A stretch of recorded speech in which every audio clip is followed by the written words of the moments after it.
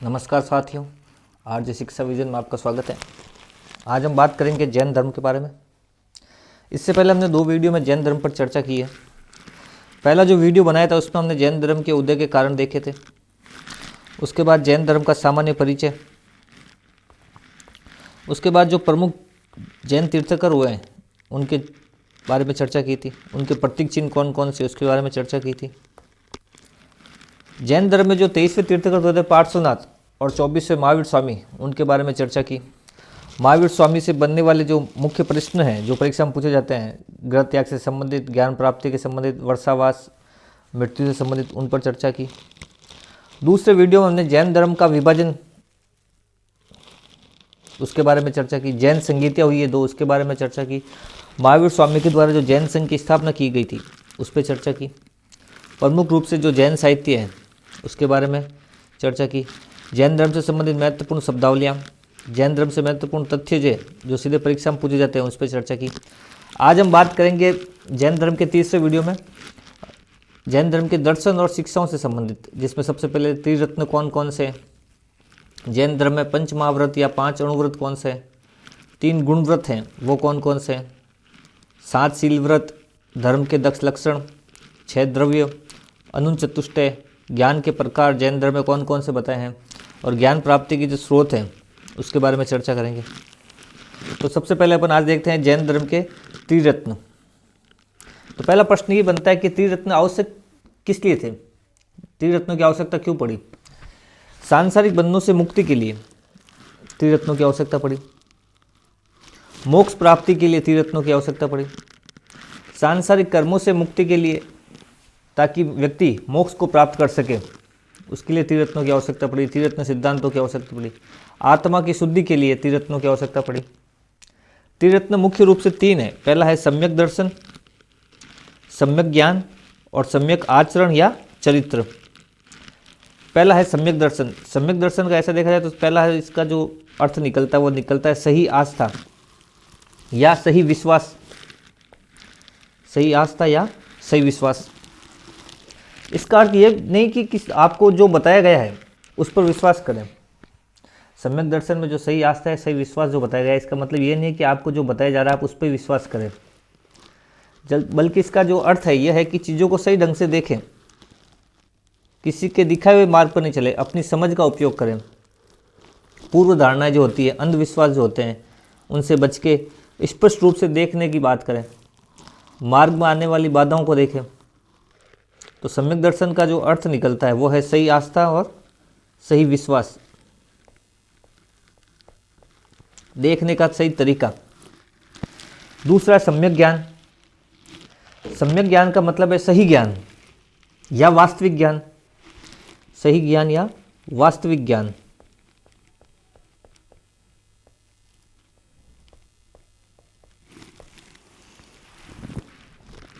इसका अर्थ यह है कि वास्तविक ब्रह्मांड का जो सटीक और प्रायिक ज्ञान है वो होना चाहिए। लेकिन आज के अर्थ में जो इसका अर्थ निकाला जाता है वो ये निकाला जाता है जैन धर्म ग्रंथों का जो समुचित ज्ञान है वही सम्यक ज्ञान है। यानी आप जैन धर्म ग्रंथों का जो ज्ञान इकट्ठा करते हो, आप जैन धर्म ग्रंथों का जो ज्ञान लेते हो वही आप आज के हिसाब से सम्यक ज्ञान है, यानी सही ज्ञान, वास्तविक ज्ञान। जैन दर्शन का जो अर्थ निकलता है वो निकलता है सही आस्था, सही विश्वास, देखने का सही तरीका। वहीं सम्यक ज्ञान का अर्थ है सही ज्ञान, वास्तविक ज्ञान, या जैन ग्रंथों से जो हमें ज्ञान प्राप्त हो रहा है उस ज्ञान को प्राप्त करना ही सम्यक ज्ञान है। तीसरा है सम्यक आचरण या सम्यक चरित्र। सम्यक आचरण या सम्यक चरित्र सांसारिक विषयों से जो उत्पन्न होता है सुख व दुख, उसके प्रति हमेशा समभाव रखना, एक जैसा भाव रखना। जैन के जो नैतिक नियम है उसके अनुसार अपना जीवन जीना, दूसरे के जीवनों को नुकसान नहीं पहुंचाना। अपना जीवन आप जियो लेकिन दूसरों के प्रति, दूसरे जीवों के प्रति उनको नुकसान मत पहुंचाओ। अपने सुख दुख के चक्कर में किसी दूसरे का सुख दुख खराब मत करो। सही ज्ञान के लिए प्रेरित होना, सही आचरण प्राप्त करना, यह है सम्यक आचरण या सम्यक चरित्र। तो जैन धर्म के त्रिरत्न हो गए सम्यक दर्शन, सम्यक ज्ञान और सम्यक आचरण। दर्शन का अर्थ हुआ सही आस्था, सही विश्वास, सही मार्ग पर चलना, सही रास्ता देखना। वहीं सम्यक ज्ञान का अर्थ हुआ सही ज्ञान, वास्तविक ज्ञान, या अभी के अर्थ में ले इसको तो जैन धर्म ग्रंथों से जो हमें ज्ञान की प्राप्ति होती है वो सम्यक ज्ञान। और सम्यक आचरण या चरित्र का मतलब है कि सांसारिक विषयों से उत्पन्न जो सुख दुख है उनके प्रति समभाव रखना, एक जैसा भाव रखना। अब बात करते हैं 5 जैन धर्म से संबंधित अणुव्रतों की। जैन धर्म में 5 महाव्रत या अणुव्रतों का उल्लेख मिलता है। जैन धर्म में 5 ये जो महाव्रत है या अणुव्रत है, इनकी आवश्यकता क्यों पड़ी? वही मुख्य बात कि जैन धर्म में जो कर्म बंधन है, कर्म बंधनों से या सांसारिक जीवन से आत्मा को या जीव को या जीवन को मुक्ति दिलाना, मोक्ष प्राप्त कराना, उसके लिए जैन धर्म में 5 महाव्रतों की आवश्यकता पड़ी। पापों से छुटकारा पाकर मोक्ष प्राप्त करना, यह है 5 महाव्रत का मुख्य उद्देश्य। इन 5 महाव्रतों की बात की जाए तो इसमें सबसे पहले आता है अहिंसा, उसके बाद सत्य, उसके बाद अपरिग्रह, फिर चौथा है अस्तेय और 5वां है ब्रह्मचर्य। सबसे पहले देखते हैं अहिंसा। अहिंसा का जो शाब्दिक अर्थ निकलता है वो ये निकलता है कि जीव की हत्या नहीं करना, छोटे से छोटे जीव को भी पीड़ा नहीं देनी चाहिए, किसी भी मानसिक रूप से उसको पीड़ा नहीं पहुंचानी चाहिए, किसी के प्रति हिंसा की भावना नहीं रखना, प्रत्येक जीव के प्रति, छोटे से छोटा जीव हो या बड़ा से बड़ा जीव हो, उसके प्रति हमेशा अहिंसा की भावना रखना। यह पहला कहता है पंच महातत्व का अहिंसा का। दूसरा है सत्य। इसका शाब्दिक अर्थ होता है सदा सत्य बोलना, कि कैसी भी मुश्किल आ जाए, कितनी भी विकट परिस्थिति आ जाए, हमेशा सत्य के साथ खड़ा रहना, असत्य का प्रयोग नहीं करना। तीसरा जो पंच महाव्रत है वो है अपरिग्रह। अपरिग्रह का अर्थ है संपत्ति इकट्ठा नहीं करना, यानी आपको जितनी आवश्यकता है, आपके जीवन को चलाने में जितनी वस्तुओं की, पदार्थों की, भौतिक वस्तुओं की आवश्यकता है, उतने ही पदार्थों का भोग करना, उससे ज़्यादा किसी भी प्रकार की संपत्ति इकट्ठा नहीं करना। जैन मुनि जो होते हैं वो किसी भी तरह का रुपया पैसा नहीं रखते, ना ही संपत्ति, ना ही वस्तु रखते हैं, वो सिर्फ विचारों का संग्रह करते हैं। संपत्ति का त्याग करना, विचारों का संग्रह करना, आवश्यकता अनुसार जितनी जरूरत है उतनी संपत्ति इकट्ठा करना, उससे ज़्यादा संपत्ति को इकट्ठा नहीं करना। चौथा है अस्तेय। अस्तेय का अर्थ होता है चोरी नहीं करना, यानी किसी भी तरह की वस्तु या विचार की चोरी नहीं करना। 5वां है ब्रह्मचर्य। ब्रह्मचर्य का अर्थ है इंद्रियों को हमेशा वश में रखना। जैन साधुओं को पूरी तरह से ब्रह्मचर्य का पालन करना होता है, इसलिए पंच महाव्रतों का उल्लेख किया गया है, जिससे व्यक्ति अपने कर्म वक्तों से, कर्म बंधनों से, सांसारिक बंधनों से मुक्ति प्राप्त करे, आत्मा को मुक्ति दिलाए, पापों से छुटकारा दिलाए और मोक्ष की प्राप्ति करे। इसके लिए अहिंसा, जिसकी हत्या नहीं करना, जीव की हत्या नहीं करना, सत्य, सदा सत्य बोलना, असत्य का प्रयोग करने से बचना, अपरिग्रह, अपने से ज़्यादा, आवश्यकता से अधिक संपत्ति को इकट्ठा नहीं करना, जितनी आवश्यकता है वही संपत्ति रखना, उससे ज़्यादा संपत्ति को इकट्ठा नहीं करना। अस्तेय, चोरी नहीं करना। ब्रह्मचर्य, अपने इंद्रियों को वश में रखना। ये थे जैन धर्म के 5 महाव्रत या अणुव्रत। अब आगे बात करते हैं जैन धर्म के 3 गुणव्रत हैं। उसमें सबसे पहला आता है दिग्व्रत, फिर अनर्थ दंडव्रत और तीसरा है भागोपभोग। दिग्व्रत, दिग्व्रत का अर्थ है दिशाओं में भ्रमण की मर्यादा। जैन धर्म में जो है दिशाओं में जो भ्रमण होता है उसकी मर्यादाओं को बांधना।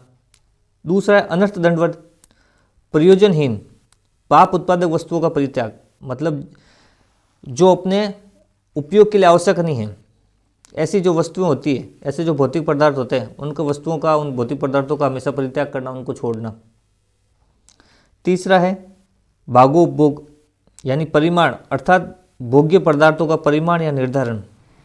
यही बात हो गई कि अपनी आवश्यकता अनुसार जो भौतिक वस्तु हैं उनका परिमाण रखना, उनका निर्धारण करना, आवश्यकता से अधिक ऐसी भोग्य वस्तुओं को इकट्ठा नहीं करना। ये हो गए जैन धर्म के 3 गुणव्रत, जिसमें सबसे पहला आता है दिग्व्रत, दूसरा है अनर्थ दंडव्रत और तीसरा है भागोपभोग।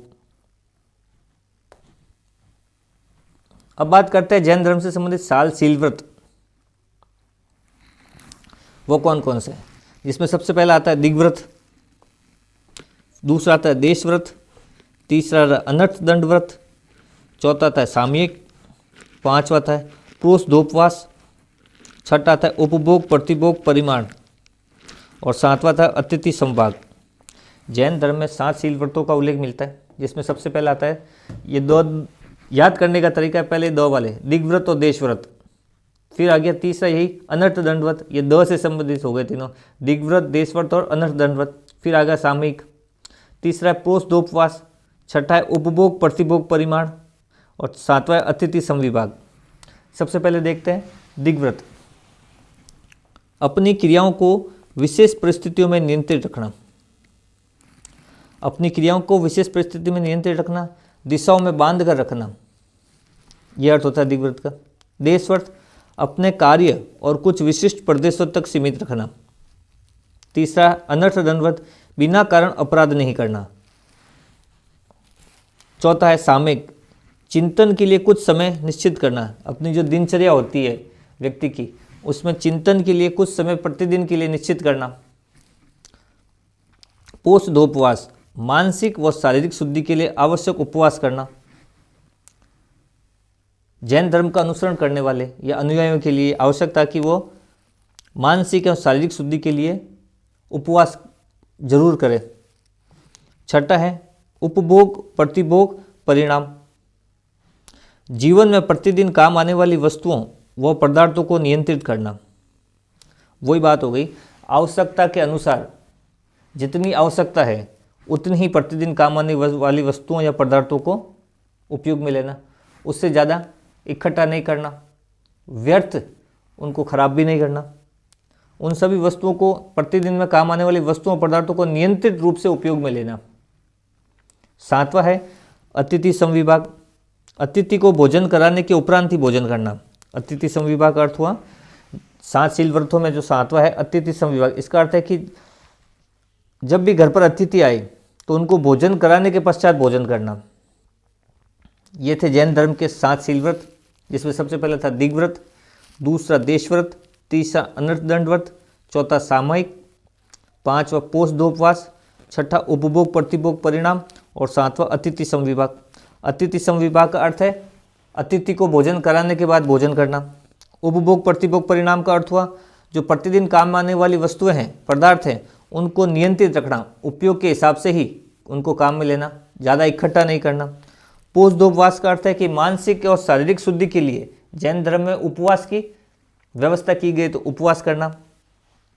सामयिक का अर्थ है अपने निश्चित समय में दिनचर्या में चिंतन को कुछ समय के लिए डालना, एक निश्चित समय में चिंतन करना। अनर्थ दंडव्रत का अर्थ है बिना कारण अपराध कभी नहीं करना। देशव्रत, अपने कार्य जो है कुछ विशिष्ट प्रदेशों तक सीमित रखना। दिग्व्रत, अपनी क्रियाओं को विशेष परिस्थितियों में नियंत्रित रखना। अब आगे बात करते हैं जैन धर्म के प्रमुख 10 लक्षण हैं उनके बारे में।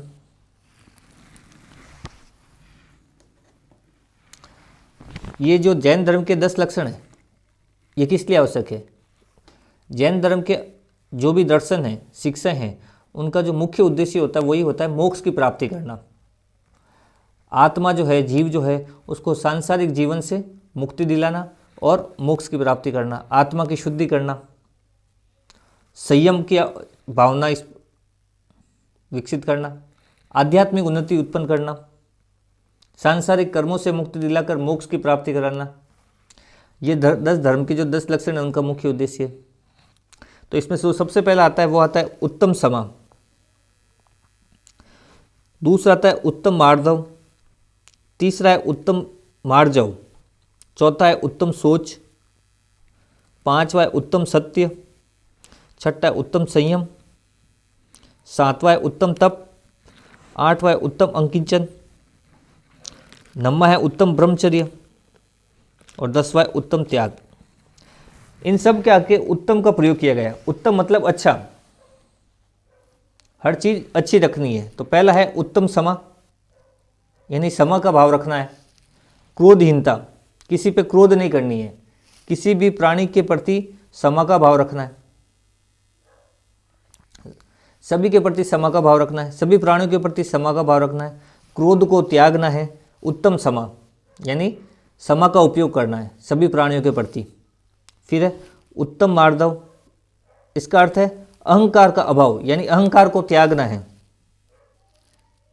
अपने पर जो मैं की भावना उत्पन्न होती है उसको त्यागना है, घमंड नहीं करना है, अहंकार को त्यागना है, ये हो गया उत्तम मार्दव। फिर है उत्तम मार्जव, इसका अर्थ है हमेशा सरलता रखें, कुटिलता को त्यागे। अपने जीवन में सरलता को रखें, कुटिलता को त्यागे।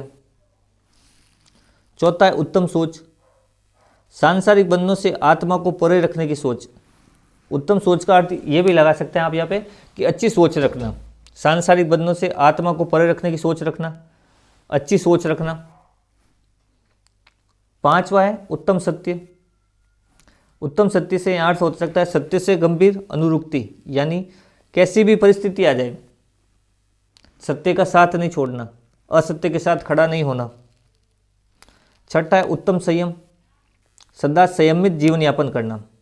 एक निश्चित दिनचर्या में जो संयमित जीवन यापन करना है, उत्तम संयम का अर्थ हुआ। उत्तम तप, जीवन को आजीव से मुक्त करने के लिए कठोर तपस्या करना। आजीव से मुक्त करने का अर्थ है जो ये संसार में कर्म बंधनों से जो बंधा हुआ व्यक्ति, उसको उससे मुक्त करके कठोर तपस्या से उसको मुक्त करना और मोक्ष की तरफ ले जाना। उत्तम अंकिंचन, आत्मा के स्वाभाविक गुणों में आस्था। उत्तम ब्रह्मचर्य, ब्रह्मचर्य व्रत का कड़ाई से अनुपालन करना। और 10वां है उत्तम त्याग, यानी त्याग की भावना को सर्वोपरि रखना। ये थे जैन धर्म के 10 प्रमुख लक्षण। एक बार वापस देखते हैं। उत्तम क्षमा, यानी क्रोध को त्यागना, सभी के प्रति क्षमा का भाव रखना। उत्तम मार्दव, यानी अहंकार नहीं करना, अहंकार को त्यागना, मैं की भावना को त्यागना। फिर उत्तम मार्जव, यानी अपने जीवन को सरलता से रखना, कुटिलताओं से, षड्यंत्रों से बचना। उत्तम सोच, यानी अच्छी सोच रखना, सांसारिक बंधनों से आत्मा को परे रखने की सोच रखना। उत्तम सत्य, यानी हमेशा सत्य बोलना, सत्य के साथ खड़ा रहना, असत्य का परित्याग करना। उत्तम संयम, सादा संयमित और नियंत्रित जीवन यापन करना। उत्तम तप, इसमें है जीव को, जो जीव है उसको आजीव से मुक्त करने के लिए कठोर तपस्या करना, उसको मोक्ष दिलाने के लिए, सांसारिक बंधनों से त्याग दिलाने के लिए, कर्मों से त्याग दिलाने के लिए, मोक्ष की प्राप्ति के लिए क्या करना, कठोर तप करना। उत्तम अंकिंचन, आत्मा के स्वाभाविक गुणों में आस्था रखना। उत्तम ब्रह्मचर्य, अपनी इंद्रियों को वश में रखना, ब्रह्मचर्य जो व्रत है उसका कड़ाई से पालन करना। उत्तम त्याग, त्याग की भावना जो होती है उसको सर्वोपरि रखना, उसको सबसे ऊपर रखना। ये थे जैन धर्म से संबंधित धर्म के 10 लक्षण। अब बात करते हैं जैन धर्म के जो 6 द्रव्य हैं उनके बारे में। जैन धर्म में 6 द्रव्यों की बात की गई है, जिसमें सबसे पहला आता है जीव, दूसरा है पुद्गल, तीसरा है धर्म, चौथा है अधर्म, 5वां है आकाश और 6ठा है काल। जीव द्रव्य या 6 द्रव्य, आप इसको ऐसे ले सकते हैं सच्चाई से संबंधित। शरीर या वस्तु का विनाश हो सकता है लेकिन द्रव्य को नष्ट नहीं किया जा सकता, ना ही उसको वापस बनाया जा सकता है। ये जो 6 द्रव्यों की बात की गई है, इसमें जैन धर्म की मानना है कि जो ये द्रव्य जो होते हैं, इन द्रव्यों को ना तो नष्ट किया जा सकता है, ना ही इनको वापस बनाया जा सकता है, ये शाश्वत सत्य हैं। जीव का यहाँ जो अर्थ निकलता है वो निकलता है प्राणी या आत्मा से।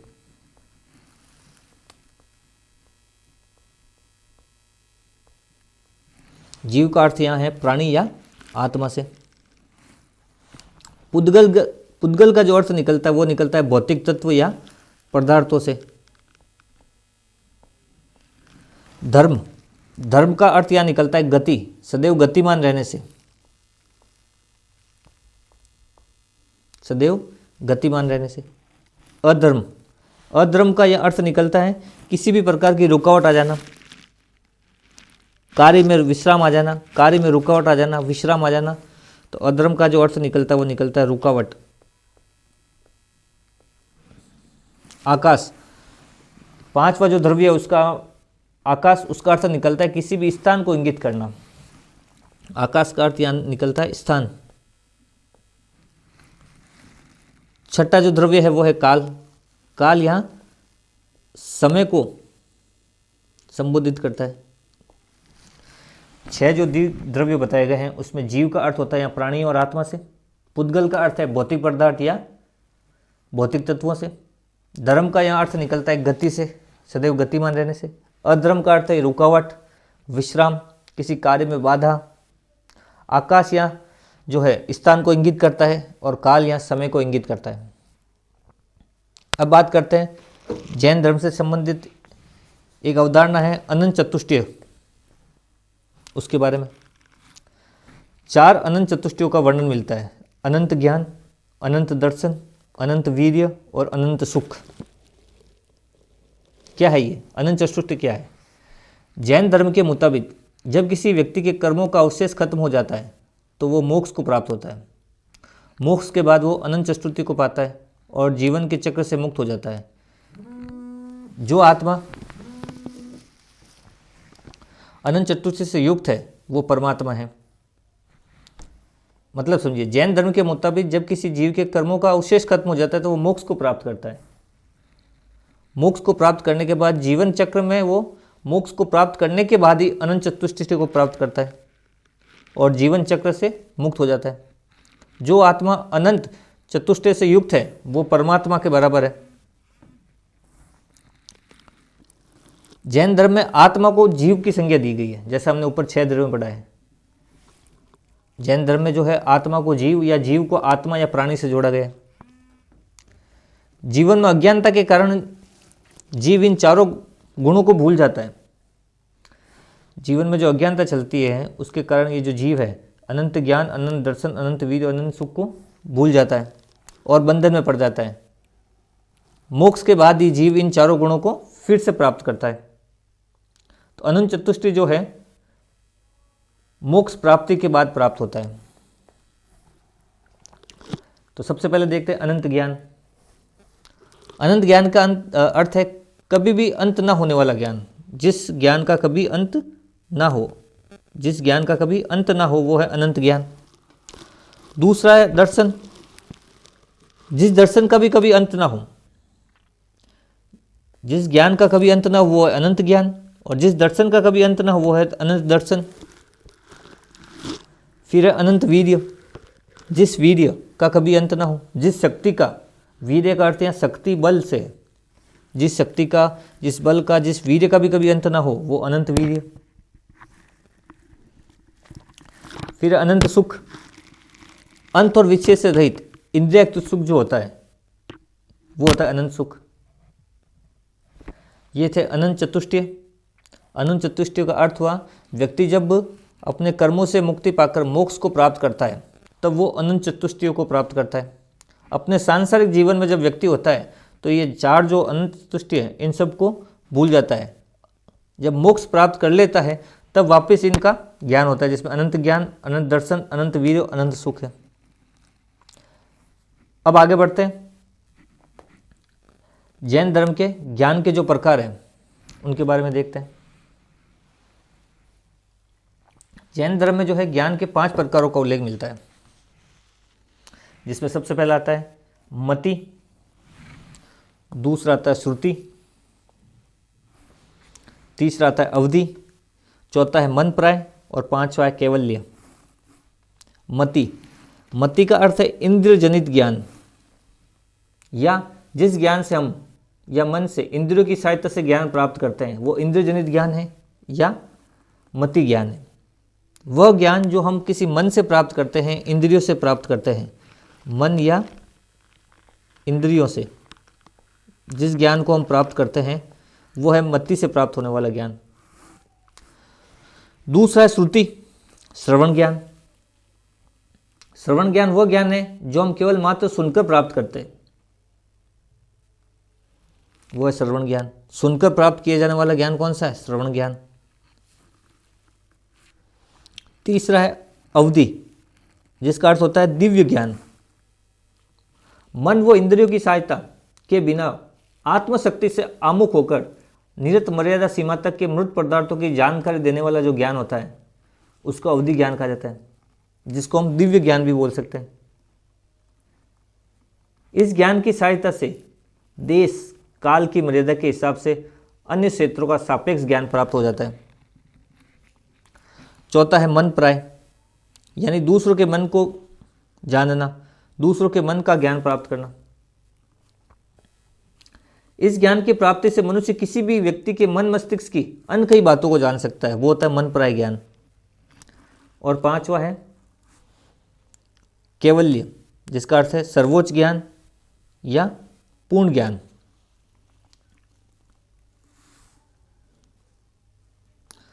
केवल्य का अर्थ है सर्वोच्च ज्ञान या पूर्ण ज्ञान। तो ज्ञान के जैन धर्म में जो ज्ञान के जो प्रकार बताए गए हैं जैन धर्म में, वो है 5: मति, श्रुति, अवधि, मन प्राय और केवल्य। मति जो इंद्रियों से प्राप्त ज्ञान होता है, मन से जो प्राप्त किया जाता है वो मति। श्रुति जो ज्ञान सुनकर प्राप्त किया जाता है वो श्रुति।